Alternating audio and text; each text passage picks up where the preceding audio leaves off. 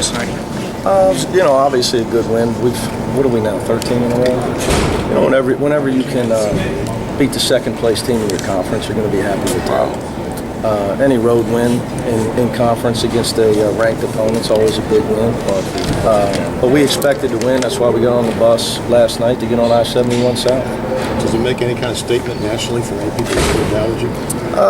I live day to day in my world. That's for other people to determine. See, we don't care what other people think about us. We don't let the biggest thing I teach in my program, we don't let other people define us, and you got to ignore criticism and deflect praise. You kind of put the game in Sean's hand the last 7 or 8 minutes. Talk about what he did for you. Well, you know what, Doc? I probably asked him to do too much handling the ball against their press at times. He got a little tired. I should have, in retrospect, I should have got him some more rest in the first half. So, because I knew that was going to happen. I knew that when we had to lead, how the game was going to end with them coming hard, and I was going to need him to handle the ball. But you know what? He's just, people think he's not an NBA player. I don't know how they could think that. He does so much for the team. How much did Temple win help you tonight? Because it kind of was the same. I don't know. You lost the lead. Your win on Temple. The Temple, your Temple win. You lost the lead, and then Sean had to hit the free throw. Yeah, I tell you what helps me. I got Sean on my team, Titus, SK, and the rest of the guys. I got the best 3 senior leaders in the country, period. They may not be the best 3 players. Kansas, Kentucky got 3 lottery picks each, but I wouldn't trade my guys for the world. I've been saying this from the beginning of the season.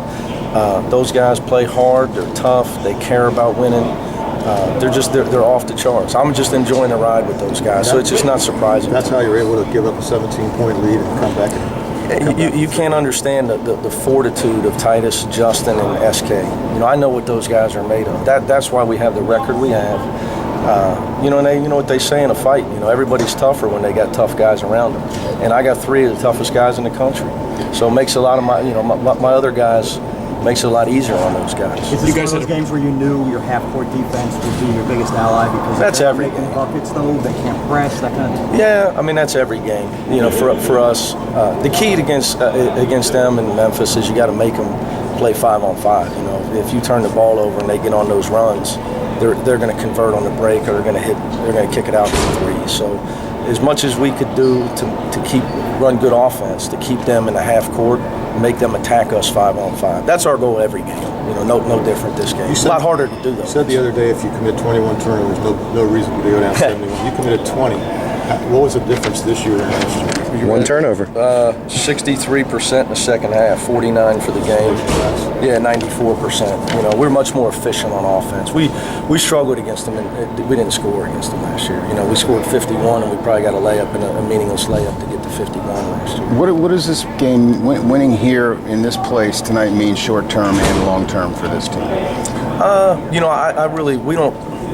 Our season, and this is with all due respect to Louisville guys, we expected to win, and we're not hanging any banners because we're 9-0. We play in the Big East for the last 7 years, and in our world, you play 3 of these games in an 8-day span.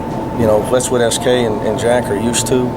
I'm sure for you guys, you say that maybe people will show us more respect now, but in our world, if we lose Sunday at 12 to South Florida, it'll go right out the window. That's my job to continue to try to keep that perspective. How important was Justin Jackson availability and how? Oh, we wouldn't know.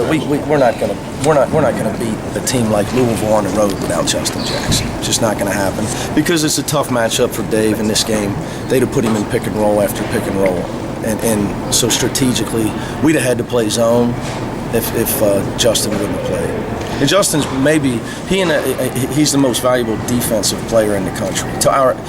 No one player is more valuable to a team's defense than he is to ours because his ability to block shots, switch screens, and do all the things he does. Mick, you knew they were going to go on a run. Oh, yeah. They went on that run in the second half. Things looked like they were getting a little hairy. Well, what did you tap into? No, they were getting a little hairy.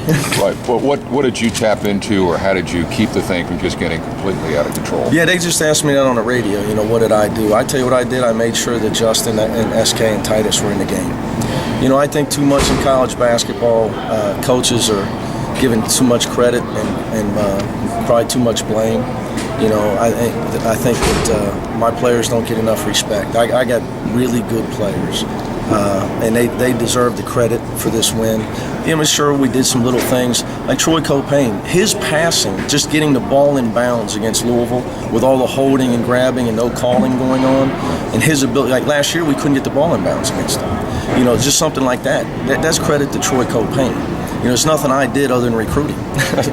Which you got to give Larry Davis the credit for that. So I'm not taking any credit for anything other than making sure that I had those guys in the game. They're really good players. They're winners, and I'm just enjoying the ride with them. With the growing role of Shaq and Troy, is this a different offensive team than the one that last year and maybe even the one that started this year? You said it. And I said this early in the year. People are at times you lose a game and we lost 2 in a row and the world's falling in and everybody wants to paint you with a quick brush and say, they're SK and pray for rain. And that wasn't this, that is not this team. Shaq can play, Troy can play, Jack can score. Jermaine Sanders can make shots, and so can Jelon Ginn. I thought, given time, we could evolve. Those guys hadn't played a lot. Forget the freshmen, just G and Jermaine and Shaq. We were such a dominated team by Cash, Park, and SK taking all the shots. It was just going to get, those guys needed some time. And that's key because you're not going to win if you're a one-man band.